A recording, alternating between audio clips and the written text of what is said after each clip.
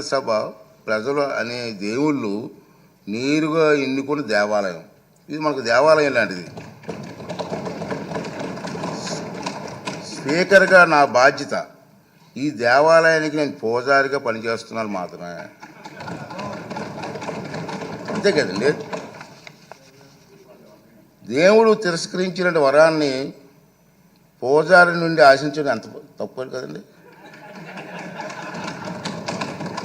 దేవుడి నిర్ణయం 11 మంది ఇచ్చాడు, కానీ నేను ఏం చేస్తాను? పూజారికి నేను ఏం చేయగలను?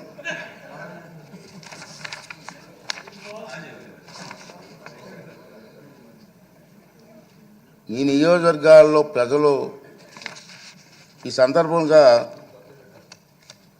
వాళ్ళ సభ్యులు కూడా రావట్లేదు, మీరు చూస్తూనే ఉన్నారు. ఈ సందర్భంగా సభకు దూరంగా ఉంటున్న సభ్యులకి నా విజ్ఞప్తి ఏంటంటే, మీ నియోజకవర్గాల్లో ప్రజలు మీకు ఇచ్చిన గౌరవాన్ని బాధ్యతను గుర్తు చేసుకోండి. మీకు సభకు దూరంగా ఉంటే మీ నియోజకవర్గాల సమస్యలు సభలో ఎవరు ప్రస్తావిస్తారు? వాటికి పరిష్కారాలు ఎలా సాధిస్తారు?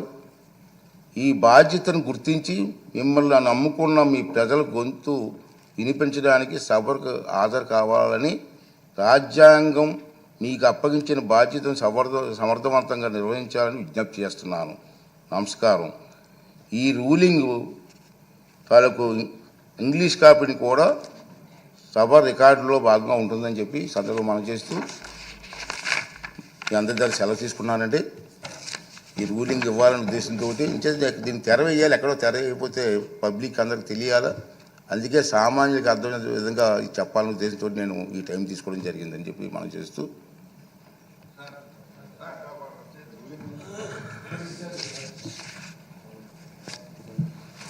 అధ్యక్ష